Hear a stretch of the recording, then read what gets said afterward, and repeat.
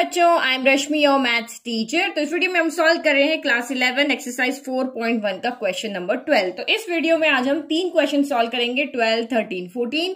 वही हमारा क्वेश्चन है कि आपको यहाँ पे प्रूव करना है, ये जो स्टेटमेंट आपको दिए गए हैं इनको आपको प्रूव करना है using the principal of mathematical induction. और यहाँ पे जो भी एन आ रहा है वो कहाँ से बिलोंग कर रहा है, आपका नेचुरल नंबर से। यानी ये जो भी एन है वो आपके यहाँ पे क्या है, नेचुरल नंबर है। यानी आप इसमें यहाँ पे कोई भी नेचुरल नंबर रख सकते हो, नेचुरल नंबर के अलावा कोई नंबर यहाँ पे नहीं रख सकते। तो प्रिंसिपल ऑफ मैथमेटिकल इंडक्शन से क्वेश्चन सॉल्व करने के हमारे 4 रूल है। चारों रूल हमें पता है। फर्स्ट, आपको स्टेटमेंट को पी एन के इक्वल लिखना होता है। दूसरे में आपको n इक्वल टू 1 के लिए left side equal to right hand side prove करना होता है। थर्ड स्टेटमेंट में आपको यहाँ पे लेट करना होता है कि ये k के लिए n इक्वल टू k के लिए ट्रू है। और फोर्थ स्टेटमेंट यहाँ पे हमारा होता है जिसमें हम प्रूव करके दिखाते हैं कि ये n इक्वल टू k+1 के लिए भी ट्रू है। तो ये 4 स्टेप आपको इस चैप्टर को सॉल्व करने के लिए बिल्कुल कंप्लीट याद होने चाहिए। बहुत सिंपल चैप्टर है। तो अब तक आपने 11 क्वेश्चन सॉल्व कर चुके हो, इंट्रोडक्शन देख चुके हो। तो जिसको भी ये स्टार्टिंग के 3-4 स्टेप समझ में आ गए हैं वो वीडियो को आगे बढ़ा लो। सिर्फ लास्ट वाला जो हमारा प्रूफ दैट वाला है वहां से वीडियो आप देखना शुरू कर लो, क्योंकि स्टार्टिंग के स्टेप आपके बिल्कुल सेम है। उसमें ना ही हम कुछ प्रूव कर रहे हैं ना ही हम कुछ देख रहे हैं। n इक्वल टू 1 के लिए प्रूव करना बहुत ईजी है, तो अपना टाइम नहीं वेस्ट करना। लास्ट का जो स्टेटमेंट है आप उसको आंसर के फॉर्म में देख सकते हो। जिसको नहीं समझ में आया वो पूरा वीडियो देखो। तो सबसे पहले हम यहाँ पे क्या करते हैं, गिवन स्टेटमेंट को लेट करते हैं कि ये Pn है।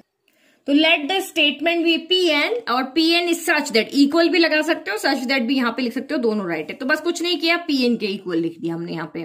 नाउ सेकंड स्टेटमेंट आपका है, सेकंड स्टेप आपकी यहाँ पे क्या होती है कि फॉर n इक्वल टू 1, हमें n इक्वल टू 1 के लिए यहाँ पे प्रूव करके दिखाना होता है। फॉर n इक्वल टू 1 के लिए Pn क्या होगा, यानी कि हमें left hand side equal to right hand side यहाँ पे शो करना होता है। तो n इक्वल टू 1 के लिए लेफ्ट हैंड साइड का मतलब होता है नंबर ऑफ टर्म, और राइट हैंड साइड के लिए n का मतलब होता है n यहाँ पे आपको पुट करना है। इसमें राइट हैंड साइड में n जहां भी दिख रहा है वहां n इक्वल टू 1 पुट करना है।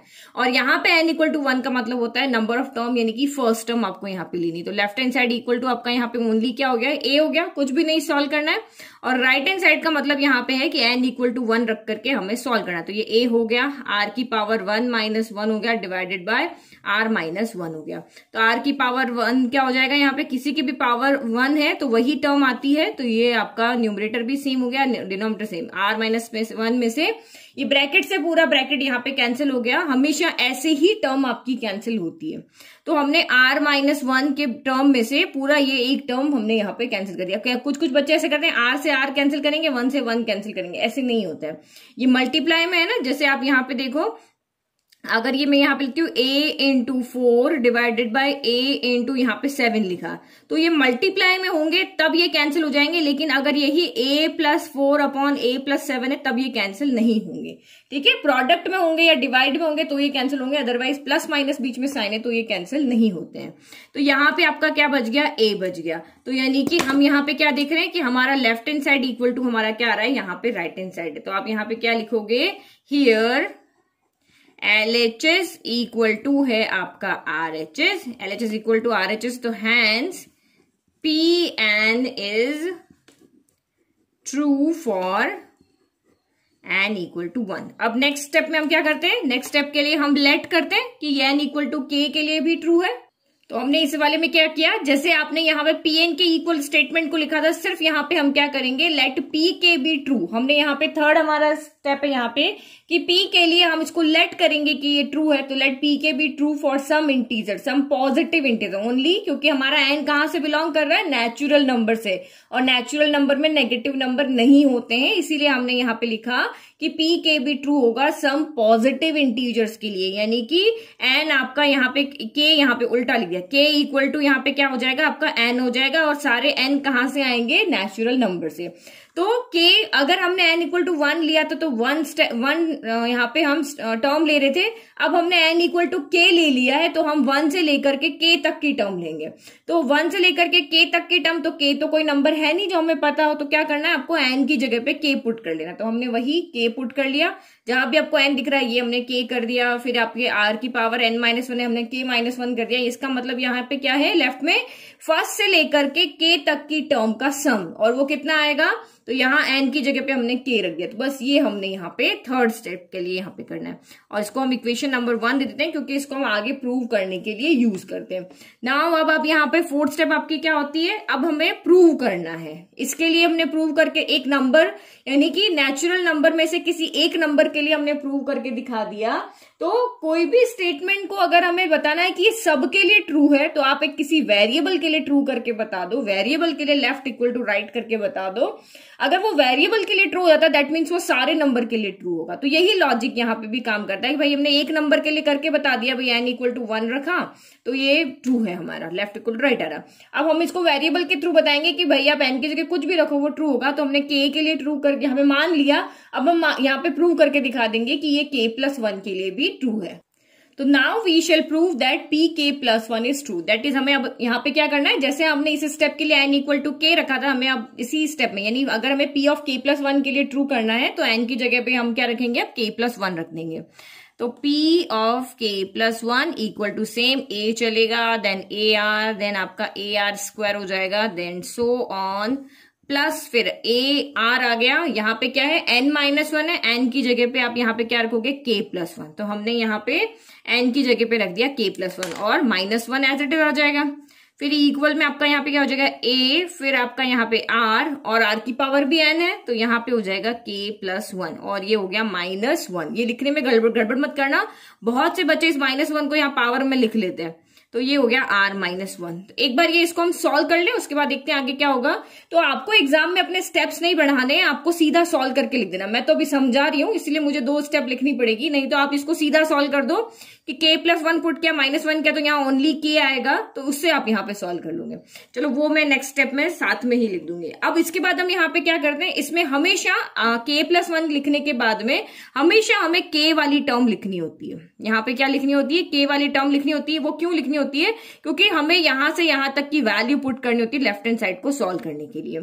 तो इससे पहले ये वाली आपकी टर्म, ये सारी कितनी टर्म है, 1 से लेकर के k+1 की टर्म है। तो हमें इससे पहले वाली यानी k टर्म चाहिए। तो मैंने आपको कहा था कि जो भी यहाँ पे आपको k दिख रहा है, यहाँ पे जहां भी आपका वेरिएबल है वहां पे आप -1 कर दो तो आपको यहाँ पे आंसर मिल जाएगा। तो लेकिन अगर आप सिंपल एक शॉर्ट तरीके से करना चाहते हो, जो आपकी kth टर्म थी, क्योंकि इससे k+1 से जस्ट पहले वाली टर्म कौन सी होगी, kth टर्म होगी। ये k है, ये k+1 है, तो इसमें इससे जस्ट आगे वाली टर्म मिली है, तो इससे जस्ट पीछे वाली टर्म कौन होगी, ये होगी। तो हम सीधा का सीधा इसको यहाँ पे लिख सकते हैं। ठीक है, कुछ नहीं सोचना है, शॉर्ट तरीका जो यहाँ पे है, क्योंकि कभी कभी क्या होती है टर्म बहुत टिपिकल होती है तो आप कंफ्यूज हो जाते हो क्या लिखना है, वहां गड़बड़ कर दोगे तो नहीं होगा। तो आप सीधा यहाँ लिख दो, क्योंकि हमें वैसे भी इसकी वैल्यू यहाँ पे पुट करनी है। तो आप यहाँ पे p ऑफ k+1 टर्म है ना, वो कैसे आती है, तो यहां से लिखो 1 से लेकर के ये आपकी होती है kth टर्म तक और लास्ट में आपकी होती है k+1 टर्म होती है, इस तरह से होती है। तो k1 से लेकर के k टर्म हमारे पास ये है और k+1 टर्म हमने वैसे ही लिख दी। तो इस तरीके से आप इसको लिख सकते हो। तो मैं इसको सॉल्व भी कर देती हूँ और यहाँ भी लिख देती हूँ। आपको एग्जाम में ये टर्म नहीं लिखनी है, सीधा ये वाली टर्म ही लिखनी है, क्योंकि हमारे पास टाइम होता है लिमिटेड और हमें लिमिटेड टाइम में, जब हम छोटे बच्चे नहीं है क्लास 10 के कि सब हमें एक्सप्लेन करके वहां दिखाना पड़ेगा, यहाँ पे जितना जरूरी है उतना ही लिखना है। तो ये हम यहाँ लिख देंगे a r की पावर k-1 हो गया। ये हमारी kth टर्म 1 से लेकर के kth टर्म है और ये k+1 टर्म, तो ये a हो गया, r हो गया, +1 से -1 कैंसिल, ये हो गया k। फिर इक्वल टू आपका यहाँ पे सेम रह जाएगा a r की power k+1 -1 divided by -r-1 हो गया। ठीक है, अब हम यहाँ से क्या करेंगे, ये हमारा हो जाएगा लेफ्ट हैंड साइड और ये हमारा हो जाएगा राइट हैंड साइड। तो आप किसको सॉल्व करोगे, यहाँ पे भी हमें जैसे n इक्वल टू 1 था तो हमने वैल्यू पुट करके और उसको सॉल्व करके देख लिया। अब यहाँ पे हमारे पास n, यहाँ पे k वेरिएबल है, तो अब हमें इसको सॉल्व करके लेफ्ट इक्वल टू राइट लेकर आना है। तो कैसे लेकर आएंगे, तो हम यहाँ पे लेफ्ट हैंड साइड से स्टार्ट, देखो left hand side solve form में नहीं है ना, ये तो सॉल्व फॉर्म में, ये पहले से आपको सॉल्व दिख रहा है, तो इस फॉर्म में लेकर आएंगे इसको सॉल्व करके। इसको सॉल्व करना पड़ेगा ना, इसको सॉल्व कर सकते हैं। तो ये लेफ्ट हैंड साइड लिख लेते हैं पहले a plus ar plus ar² plus ar की power k-1 plus ar power आपका यहाँ पे क्या हो जाएगा, k हो जाएगा। ठीक है, अब आगे देखो। तो अब यहां से बाद हम क्या करते हैं, अभी तक आपने 11 क्वेश्चन सॉल्व किए तब आपको इजीली पता है, यहां से हम वैल्यू लेकर आते हैं फर्स्ट से। देखो ये सेम टर्म है, ये जो आपका फर्स्ट इक्वेशन है इसका लेफ्ट टर्म और ये वाली टर्म लेफ्ट टर्म का ये जो पोर्शन है वो सेम है, तो इसकी जगह पे हम क्या करते हैं वैल्यू पुट कर देते। तो वो वैल्यू हमारी यहाँ पे कितनी है, वो है a आर पावर के -1 ए इंटू आर पावर के, और आर पावर के में से -1 डिवाइडेड बाय आर -1 है, और प्लस यहाँ पे ये वाली टर्म। अब बस इसको सॉल्व करके और हमें ये टर्म लेकर आनी है। तो वही दो जो मैंने आपको रूल बताया था, या तो कॉमन लेना है या फिर आपको यहाँ पे एलसीएम लेना है। तो जो आपको जहां पे दिख रहा है, दोनों स्टेप में से कोई भी स्टेप पहले कर लो, आराम से आपका आंसर आ जाएगा। तो देखो यहाँ पे अगर मैं देखती हूँ, नीचे r -1 है, यहाँ भी r -1 है, कुछ नहीं करना है इसको। ऊपर मल्टीप्लाई में a है, यहाँ भी a है, यहाँ भी a है। तो मुझे एक तरीका यहाँ पे सबसे पहले क्या दिख रहा है, देखो इसके डिवाइड में कुछ नहीं, मैं 1 ले लेती हूँ। तो आपको लग रहा है कि नहीं मैं पहले एलसीएम ले लूं बाद में a कॉमन लूं, तो वो भी कर सकते हो। और आपको लग रहा है कि नहीं मैं पहले एलसीएम ले लूं बाद में कॉमन ले लूं, तो आप वो भी कर सकते हो। तो मैं यहाँ पे क्या करती हूँ, पहले एलसीएम ले लेती हूँ। तो 1 और r -1 का एलसीएम क्या होगा, r -1 ही होगा, क्योंकि 1 तो किसी से मल्टीप्लाई करो वही टर्म आती है। तो r -1 यहां पर भी है, यहां पर भी है, तो ऊपर कुछ मल्टीप्लाई नहीं होगा 1। जैसे यहां भी 2 होता है, यहां भी 2 होता है, तो 2 की टेबल में 2 आता है 1 टाइम, तो ऊपर 1 मल्टीप्लाई होता है। तो ये वेरिएबल है, तो ये भी सेम टर्म है और ये भी सेम टर्म है, तो इसीलिए ऊपर कुछ भी चेंज नहीं होगा, वो एज इट इज रहेगा, ए आर की पावर k -1। अब यहाँ पे इसके डिनोमिनेटर में 1 है और ये r -1 है, तो r -1 नहीं है, तो यहाँ पे मल्टीप्लाई करना पड़ेगा। जो भी टर्म वेरिएबल में हमेशा ऐसे ही देखना है, नंबर्स में तो हम टेबल देख लेते हैं।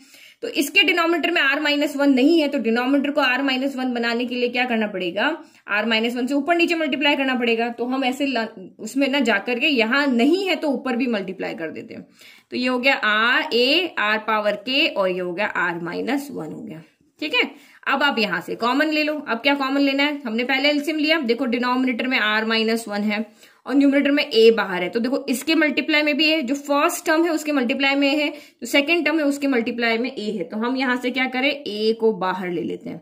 तो अंदर क्या बच गया, यहां से बचा r पावर k -1 बचा। यहाँ प्लस का साइन है, तो अब हमें ब्रैकेट लगाने की जरूरत नहीं है। तो a तो हमारा बाहर चला गया और यहां से बच गया आपका r पावर k और r -1 बच गया, और डिनोमिनेटर में आपका r -1 एज इट इज है। तो अब हमें r -1 मिल गया है, हमें a मिल गया है, यानी कि ये डिनोमिनेटर मिल गया, ये मिल गया। अब हमें सिर्फ ये वाला ब्रैकेट और लेकर के आना है। तो इसका मतलब इसको अंदर सॉल्व करेंगे तब हमारे पास ये न्यूमरेटर वाला जो ये वाला ब्रैकेट है ये आ जाएगा। तो a को एज इट इज रख लें। अब पहले इस ब्रैकेट को खोल के देखें अगर इससे कुछ हो रहा है, r power k -1 plus r into r power k, तो ये क्या हो जाएगा, मैं इसको एक बार तो ऐसे ही ले देती हूँ, r पावर के और ये r हो गया, और ये minus plus minus minus r power के इंटू 1 r पावर के हो जाएगा। ठीक है, और डिवाइड में आपका r -1 एज इट इज है, ये लिख लिया। अब यहाँ पे आपको देखो क्या कैंसिल होगा दिख रहा है, प्लस के r पावर के से माइनस का r पावर के यहाँ पे हो गया है कैंसिल। ठीक है, अब ये -1 है ना, तो माइनस को हम हमेशा पीछे लिख लेते हैं। जैसे यहाँ पे है ना -1 पीछे लिखा हुआ है, तो माइनस वाली टर्म को पीछे लिख लेते हैं, प्लस वाली टर्म को आगे लिख लेते हैं। तो ये थोड़ा सा अच्छा प्रेजेंटेशन का तरीका होता है। -1 प्लस r पावर के इंटू r लिखो, कोई गलत नहीं करेगा, बट आप हमेशा ये छोटी छोटी चीजें ध्यान रखो। तो ये आपका r पावर के इंटू r -1 इस तरह से हमने लिख दिया, क्योंकि हमारा वैसे भी अगर हम RHS को देखें तो -1 बाद में है, और इसके मल्टीप्लाई में बाहर कौन है, a है, और नीचे कौन है, r -1 है। तो हमारा देखो सब कुछ हो गया, a आ गया, r -1 आ गया, ये -1 आ गया। अब सिर्फ यहाँ पे हमें कुछ करना है कि r पावर k +1 हो जाए। तो हमें क्या पता है, इसकी पावर कुछ नहीं, हम 1 लिख सकते हैं। तो हमें पता है कि बेस सेम होता है तो पावर क्या हो जाती है, ऐड हो जाती है। a पावर 2 है, इसके मल्टीप्लाई में a पावर 3, बीच में लेकिन मल्टीप्लाई का साइन होना चाहिए, तभी बेस सेम होने पर पावर ऐड होती है।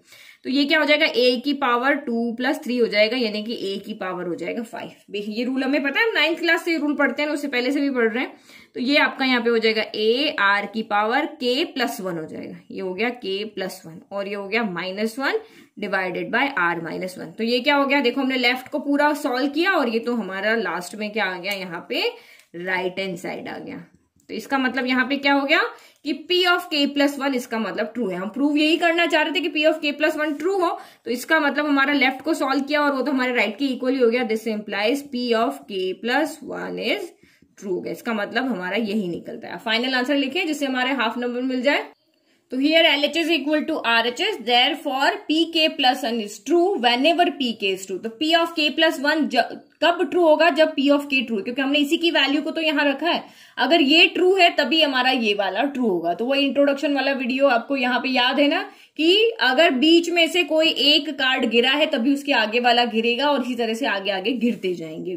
ठीक है, तो hence by PMI Pn is true for all n belong to N, यानी कि सारे नेचुरल नंबर के लिए ये जो हमारा स्टेटमेंट है वो ट्रू है। ठीक है, बहुत सिंपल क्वेश्चन था, बिल्कुल छोटा सा हमारा हो गया।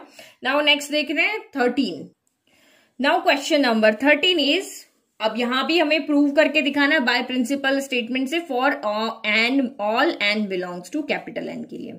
तो question is 1 + 3/1, 1 + 5/4, 1 + 7/9 dash dash dash 1 + 2n + 1/n² equal to n + 1 का स्क्वायर।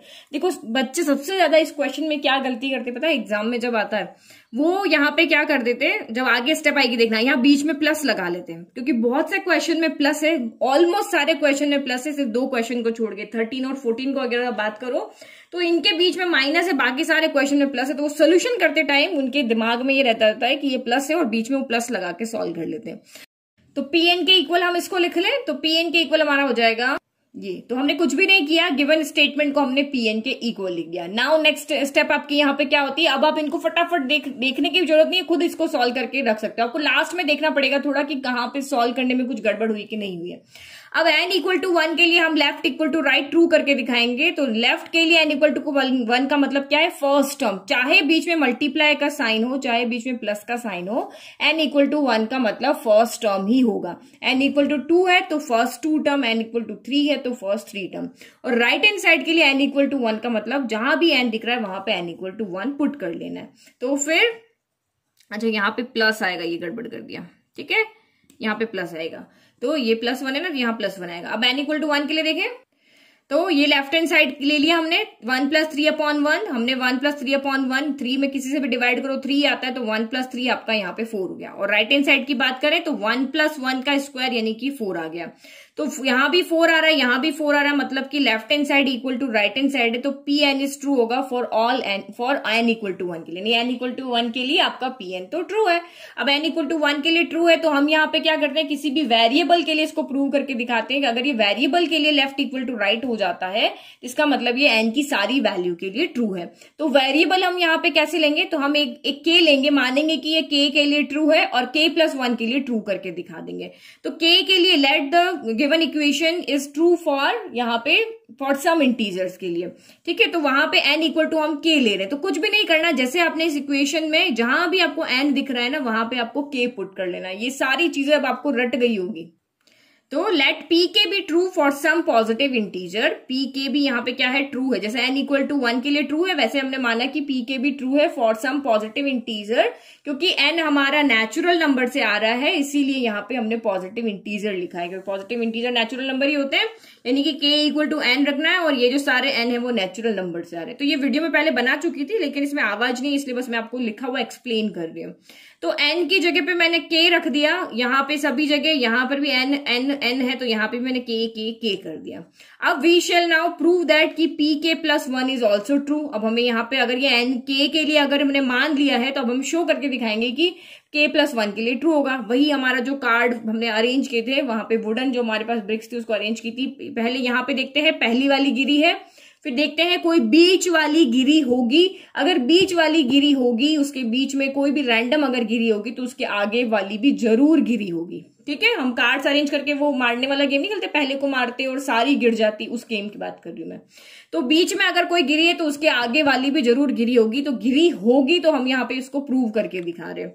तो अब यहाँ पे जहां पर भी आपको n दिख रहा है, इसमें वहां k + 1 k + 1 k + 1 k + 1 ये हम इसको प्रूव करके यहाँ पे पुट कर देंगे। जहां भी n दिख रहा है वहां पे k + 1 पुट कर देंगे। तो ये हमने यहाँ पे पुट कर दिया। तो मैंने आपको पहले ही कहा था कि देखो गड़बड़ ना हो जाए, तो मेरे से भी यही गड़बड़ होगी, सॉल्व करते करते मैंने बीच में प्लस लगा दिया। तो ये चीज आपको ध्यान रखनी है। ठीक है, तो ये n k + 1 रख दिया, सेम यहाँ पे लिखते गए। फिर यहाँ n है तो k + 1 रख दिया, नीचे भी k + 1 का स्क्वायर कर दिया और n की जगह k + 1 रख दिया और +1 हो गया। तो मैंने आपको अभी इसको सॉल्व करके दिखाया था कि हमें ज्यादा अपने स्टेप्स को बढ़ाना नहीं है। इसको हम जब सॉल्व करेंगे तो ये आपका यहाँ पे +1 आएगा। ठीक है, तो ये जब हम इसको यहाँ पे सॉल्व करेंगे तो ये देखो 2 × k 2k हो गया, फिर +1। देखो मैं यहाँ पे सॉल्व करके इसको दिखाती हूँ, क्योंकि अब एक स्टेप में यहाँ पे सीधा आप सॉल्व करके लिख दो। जैसे ये k+1+1 और आप सीधा k+2 लिख दो, तो ये हो गया 2k, फिर 2 अंदर जाके मल्टीप्लाई हो गया 2 और ये हो गया +1, तो ये आपका कितना आ रहा है 2k+3 आ रहा है। तो ये यहाँ पे हम सीधा 2k+3 लिख देंगे, क्योंकि यहाँ पे ये नहीं कि हर छोटी चीज को एक्सप्लेन करके दिखाना है, जैसा है वैसा आप एक दो छोटी स्टेप को वहां पे स्किप कर सकते हो।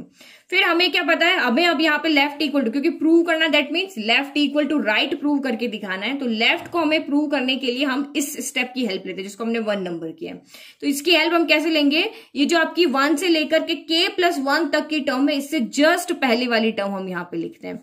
तो ये k+1 2 3 4 5 से लेकर k+1 तक टर्म है, ये 1 2 3 4 5 से लेकर k तक की टर्म है, तो k+1 से जस्ट पहले कौन होगी, k ही होगी ना। देखो ये k+1 टर्म है, तो इससे जस्ट पहले कौन होगी, k+1 में से -1 कर दो, तो +1 -1 कैंसिल हो गया, तो k होगी।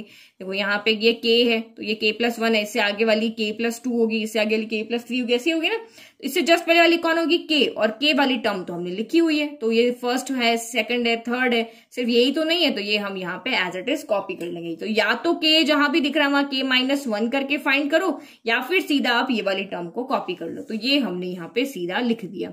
तो ये हमारी यहाँ पे हो गई 1 + 2k+1/k², और ये तो हो गई kth टर्म, और ये वाली इसको हम लिखेंगे, तो ये 1 प्लस, अब 2k+1 को हमने सॉल्व किया, तो ये कितना आया था 2k+3 आया था ऊपर वाला, तो ये हमने यहाँ पे लिख दिया 2k+3, और डिवाइड में आपका यहाँ पे है k+1 का square, same as it is. और ये क्या हो जाएगा आपका k+1+1, तो ये k+2 का स्क्वायर हो गया।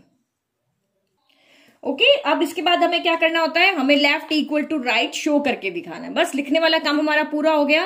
पहले पूरी लाइन जो हमारी स्टेटमेंट है उसमें k की जगह k+1 लिखना है, जो सॉल्व कर सकते हैं उसको सॉल्व कर लो, और इससे जस्ट पहले वाली स्टेप आपको यहाँ पे लिखनी होती है। ये हम इसलिए लिखते हैं क्योंकि हमें इसकी वैल्यू यहाँ पे पुट करनी होती है, सीरीज की वैल्यू यहाँ पे पुट करनी होती है, जो कि हम कहां से पुट करते हैं, हमारी इक्वेशन फर्स्ट है, क्योंकि ये और ये जो इसका लेफ्ट वाला पार्ट है वो दोनों बिल्कुल इक्वल है। फिर इसको और इसको हमें सॉल्व करना होता है, यही इस टाइप के क्वेश्चंस को सॉल्व करने का प्रोसीजर है। तो अब हम लेफ्ट हैंड साइड ले लें। ओके तो ये हमारा लेफ्ट हैंड साइड हो गया, ये हमारा राइट हैंड साइड हो गया। लेफ्ट को सॉल्व करके हम राइट के इक्वल लेकर आएंगे। तो देखो यहां तक की वैल्यू तो हमें पता है, तो वो हम यहाँ पे एज इट इज कॉपी कर लेते हैं, और फिर क्या करना है, ओनली सॉल्व करना है। तो ये हो गया k+1 का स्क्वायर। ये देखो इसकी वैल्यू क्या है, k+1 का स्क्वायर है ना, मैंने आपको एरो से पहले ही समझा दिया, इसकी वैल्यू में पता है। और फिर इसके मल्टीप्लाई, यहां से यहां तक की वैल्यू है हमारी k+1 का स्क्वायर। देखो यहाँ पे भी मैंने गलती कर दी थी, यहाँ पे भी मल्टीप्लाई का साइन आएगा, ठीक है, प्लस लगा दिया।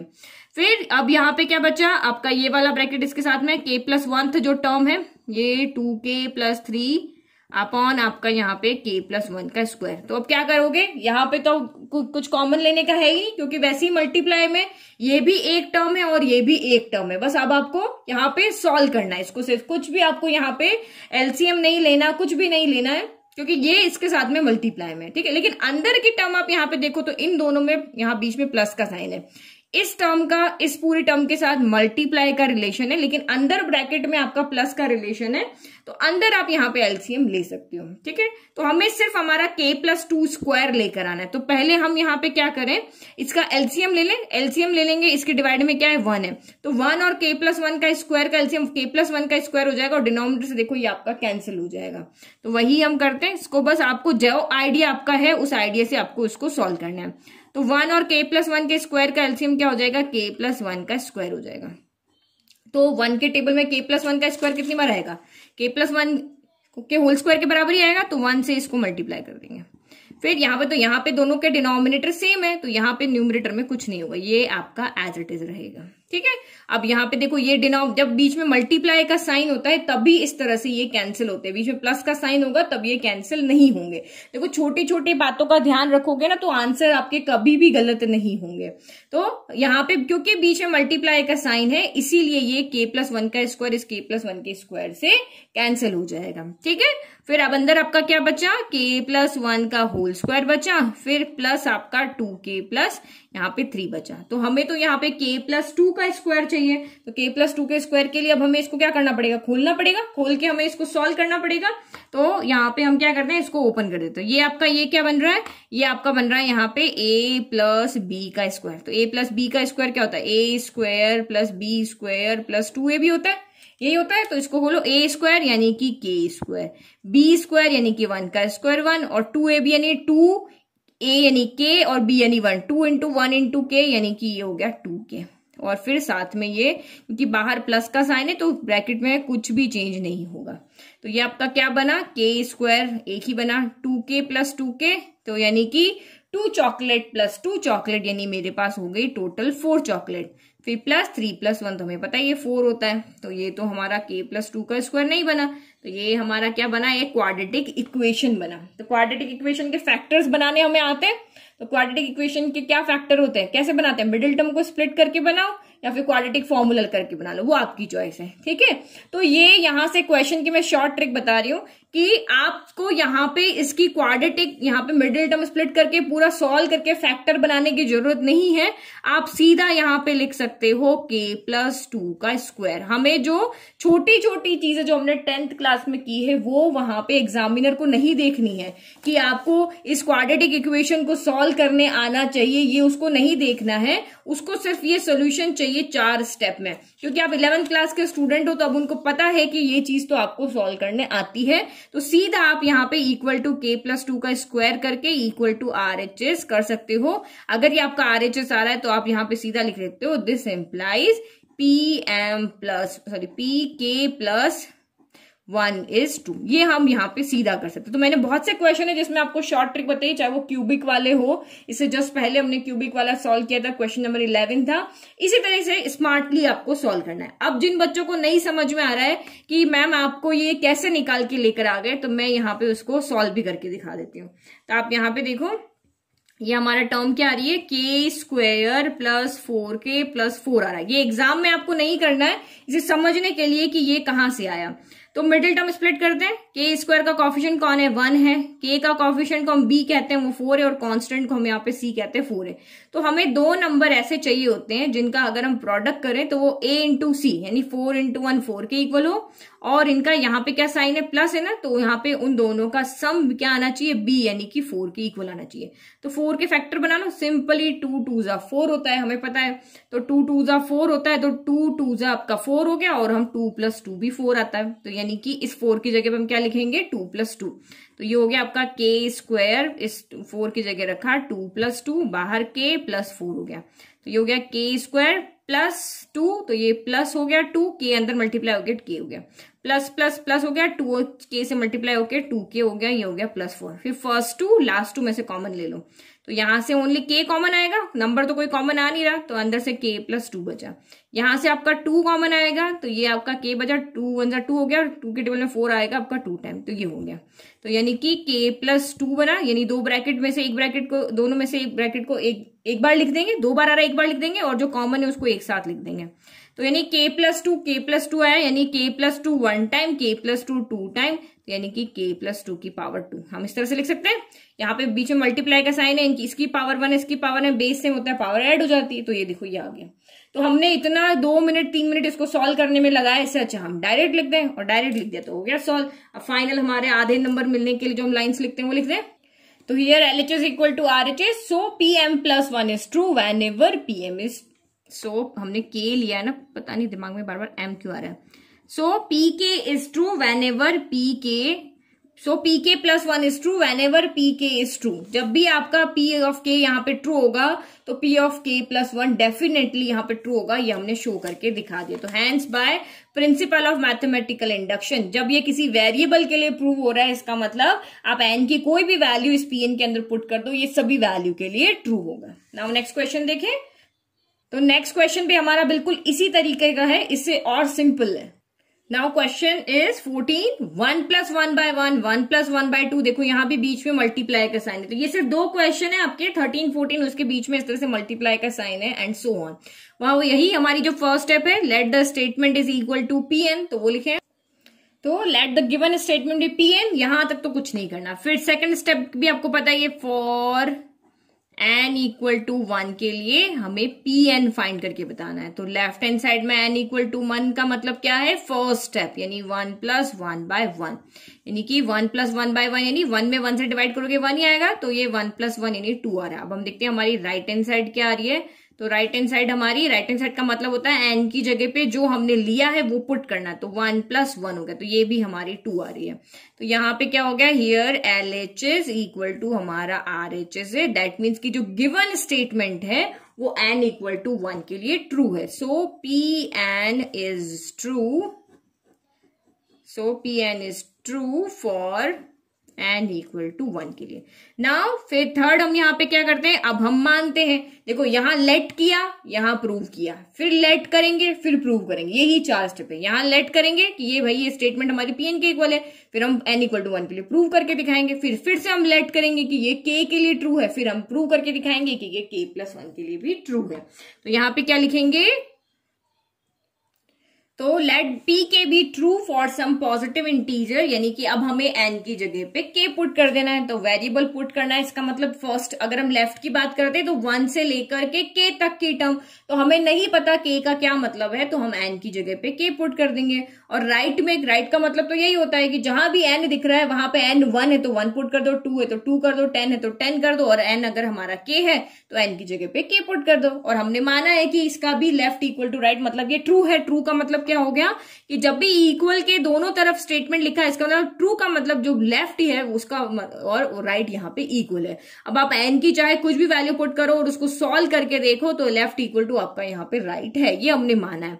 फिर लास्ट अगर ये हमारा ट्रू है तो हम यहाँ पे शो करके दिखा देंगे कि भाई ये अपने आगे वाले के लिए भी ट्रू है। लेट के अगर k वैल्यू अगर यहाँ पे 10 है तो अगर ये n इक्वल टू 10 टर्म के लिए ट्रू है तो ये 11th टर्म तक भी ट्रू होगा। अगर ये 15 तक ट्रू है तो ये 16 टर्म तक भी ट्रू होगा।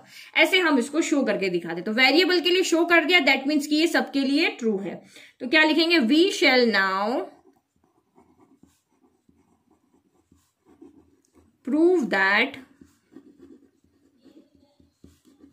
p of k plus 1 is also true. तो इसके लिए हम यहाँ पे क्या करेंगे, n इक्वल टू हम पुट करेंगे k प्लस 1। n की जगह पे अब जहां भी आपको n दिख रहा है, जैसे जहां भी n दिख रहा था वहां पे हमने k पुट किया, तो जब जहां भी n दिख रहा है वहां पे हम k प्लस 1 पुट कर देंगे। तो p of k plus 1 is such that 1 plus 1 upon 1, 1 plus 1 upon 2, 1 plus 1 upon 3, so on. अब यहाँ पे क्या आ जाएगा, 1 plus 1 upon k equal to k, और सॉरी हमें k प्लस 1 था ना, तो यहाँ पे k प्लस 1 आ जाएगा, और यहाँ पे n की जगह पे k प्लस 1 प्लस 1 आ जाएगा। ठीक है, तो ये हमने यहाँ पे k प्लस 1 के लिए प्रूव करना था, तो जहां पर भी आपको n दिख रहा है वहां पे हमने k प्लस 1 रख दिया। अब क्या करना होता है, क्योंकि हमें इस फर्स्ट इक्वेशन, ये मैंने जो फर्स्ट इक्वेशन है इसकी हेल्प लेनी है, तो यहाँ पे ये तरीका होता है कि इससे जस्ट पहले वाली टर्म लिखनी होती है, इससे जस्ट पहले वाली टर्म।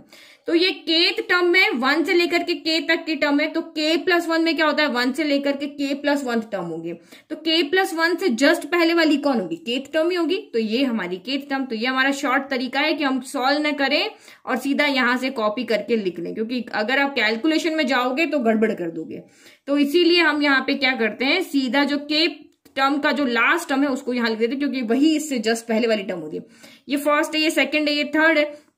तो आप यहाँ पे इससे जस्ट पहले वाली k प्लस 1 थे, तो k प्लस 1 से जस्ट पहले वाली कौन होगी, k होगी। तो देखो ये सेम ये सेम ये सेम, तो ये आपकी k वाली इसके जस्ट पहले वाली आ जाएगी। तो सेम आप लिख लो 1 plus 1 upon 1, 1 plus 1 upon 2, 1 plus 1 upon 3 and so on. कहां तक जाएगा, इससे जस्ट पहले वाली टर्म 1 प्लस 1 अपॉन k हो जाएगी। तो आपको ये वाली स्टेप नहीं लिखना है, आपको सीधा ये स्टेप लिखना है। ये तो मैं समझाने के लिए आपको बता रही हूँ। तो ये 1 प्लस 1 अपॉन क्या हो जाएगा, k प्लस 1, और इक्वल टू ये आपका हो गया k प्लस 2 हो गया। तो अब ये तो है हमारा, अब हमें सॉल्व करना है ना, तो ये तो है हमारा लेफ्ट हैंड साइड और ये हमारा यहाँ पे है राइट हैंड साइड। तो अब यहाँ पे क्या करेंगे, लेफ्ट को सॉल्व करके, जैसे हमने n इक्वल टू 1 के लिए left equal to right prove किया ना, तो यहाँ पर भी हम यही करेंगे, left equal to right prove करेंगे। तो अब हम यहाँ से ले लेंगे हमारा LHS, LHS को सॉल्व करके हम यहाँ पे क्या लेकर आएंगे, RHS लाएंगे। 1 plus 1 by 3 up to so on, 1 plus 1 over k, 1 plus 1 over, इसको हम ब्रैकेट में लिख देते हैं, k+1 हो गया। ठीक है, तो अब आपको यहाँ पे क्या करना होता है, सारी स्टेप्स आपकी सेम है, हमें इसकी वैल्यू पता है। हमें इसकी वैल्यू कहाँ से पता है, हमारी इक्वेशन नंबर 1 का अगर आप लेफ्ट देखो तो ये हमारा सेम है। इसकी वैल्यू हमें पुट करनी होती है और हर इक्वेशन में पुट करनी होती है, ये नहीं कि इसी के अंदर, सारी इक्वेशन के अंदर हम ऐसे ही करते हैं। तो इसकी वैल्यू कितनी, हमारी लेफ्ट में से 1 से लेकर के ये यहां से लेकर के यहां तक क्या है, केथ टर्म है।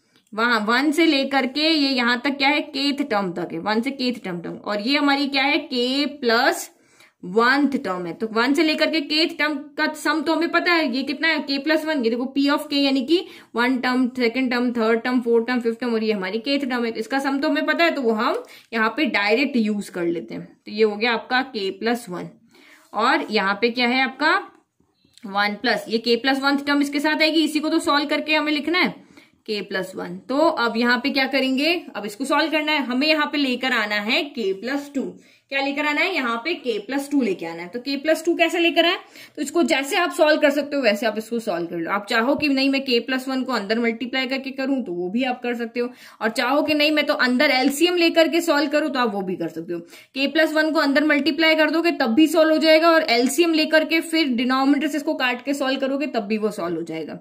तो यहाँ पे देखो हम इधर अंदर एलसीएम ले लेते हैं, यहाँ 1 के डिवाइड में कुछ नहीं तो 1 लिख लिया। तो 1 और k+1 का एलसीएम कितना आएगा आपका, k+1 आएगा। तो 1 के टेबल में k+1 बार ही आएगा, तो k+1 लिख लिया। प्लस दोनों का डिनोमिनेटर सेम है तो न्यूमरेटर में कुछ चेंज नहीं होगा, ये हो गया। अब इन दोनों के बीच में किसका साइन है, मल्टीप्लाई का साइन है। मल्टीप्लाई का साइन है तो ये ब्रैकेट इस ब्रैकेट से हो जाएगा कैंसिल। अगर यहाँ पे बीच में प्लस या माइनस का साइन होता तो ये कैंसिल नहीं होते। तो अब अंदर कौन बचा, अंदर बचा k+1+1। तो यहां से क्या बचा, k+2 हो गया। तो वही हमारा यहाँ पे क्या है, राइट हैंड साइड है। कितना सिंपल क्वेश्चन है ना। और अब तो आप इतने अच्छे, अगर 12-13 क्वेश्चन का वीडियो अगर आप देख चुके हो, या मेरे को तो लगता है मेरे इंट्रोडक्शन के बाद ही बहुत से बच्चों ने ये सारी एक्सरसाइज ही सॉल्व कर ली होगी। एटलीस्ट आपने 18 या 17 तक तो सॉल्व कर ही लिए होंगे। ठीक है, तो जब सॉल्व कर लिए, क्योंकि जब सारे क्वेश्चन का एक ही प्रोसीजर हो तो फिर दिक्कत ही क्या, हम आराम से घर बैठ के सॉल्व कर सकते हैं बिना कोई किसी की हेल्प लिए, बिना वीडियो देखे। और अब आप यहाँ से आंसर चेक कर सकते हो। तो ये हमारा आ गया k+2। अगर k+2 आ गया मीन्स कि हमारा राइट हैंड साइड आ गया। इसका मतलब इससे क्या कंक्लूजन निकला कि p of k+1 is also true. इसका ये कंक्लूजन निकला। तो फाइनल आंसर लिख दें कि हमारा हमने यहाँ पे लेट किया कि p ऑफ k ट्रू है, और हमने शो करके दिखा दिया p ऑफ k+1 भी ट्रू है। तो इससे क्या कंक्लूजन निकला कि n की जगह पे जैसे हमने k पुट किया, फिर हमने k+1 पुट किया, अगर ये वेरिएबल के लिए ट्रू आ रहा है तो n की जगह पे तो पुट किया, k पुट किया, फिर k+1 पुट किया और वो उसके लिए ट्रू आ रहा है, तो दैट मीन्स ये n की सारी वैल्यू के लिए ट्रू होगा। n की जगह जो भी वैल्यू पुट करो ये सब के लिए ट्रू होगा। तो यही हम यहाँ लिखते हैं फाइनल आंसर में।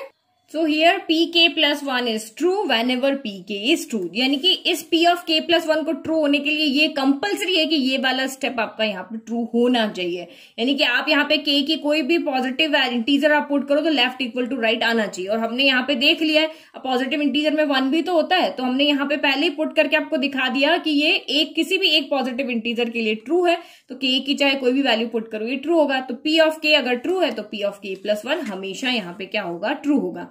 तो एक वेरिएबल के लिए अगर ट्रू है तो ये सारे नेचुरल नंबर के लिए भी ट्रू होगा। ठीक है, तो ये आ गए आपको समझ में। नेक्स्ट वीडियो में हम 15, 16, 17 सॉल्व करेंगे, और उसके बाद में हम यहाँ पे हमारे 6 क्वेश्चन और बचते हैं, और इस तरह से हमारी एक्सरसाइज खत्म हो जाएगी और जल्दी से हम यहाँ पे चैप्टर नंबर 5 को स्टार्ट करेंगे। ठीक है, और कुछ भी चीज आपको इन क्वेश्चन में नहीं समझ में आ रही है ना, आप मुझे कमेंट करके पूछो, लेकिन आपको इंट्रोडक्शन वीडियो अच्छे से देखना है, क्योंकि इंट्रोडक्शन वीडियो में किसी भी चीज को डीपली एक्सप्लेन किया जाता है जितना कि यहाँ क्वेश्चन में नहीं करते हैं। इंट्रोडक्शन वीडियो में हर छोटी छोटी चीज को वहां पे अच्छे से एक्सप्लेन करके बताया जाता है। चाहे 2+2 करके 4 लाना हो तो वो भी मैंने वहां पे बहुत अच्छे से एक्सप्लेन करके बताया। तो इसीलिए इंट्रोडक्शन वीडियो को जब आप देखते हो तो जो भी मैं समझाती हूँ, अपने नोट्स बनाते हो, तो वो वहां पे लिखा करो आप पेंसिल से कि ये चीज यहाँ पे कैसे आई है, ये हमने यहाँ पे क्यों लिखा है। यहाँ किसी को नहीं पता कि ये पॉजिटिव इंटीजर हम यहाँ क्यों लिखे, तो उसको भी आप वहां पे एक्सप्लेन करके लिखो। अपने नोट्स आपको बिल्कुल अपने समझने लायक बनाने हैं कि आप कभी भी उनको खोल के देखो तो वापस आपको वीडियो ना देखना पड़े, आपके नोट से ही आप समझ लो, रिवीजन के टाइम आपको वीडियो ना देखना पड़े और अपने नोट से ही आप फटाफट रिवाइज कर लो, क्योंकि जितनी वीडियो की लेंथ है उतना टाइम आप रिवीजन के टाइम खराब नहीं कर सकते हो। तो अपने नोट्स आपको प्रॉपर बनाने हैं, ठीक है। चलो थैंक यू, नेक्स्ट वीडियो में मिलते हैं, बाय।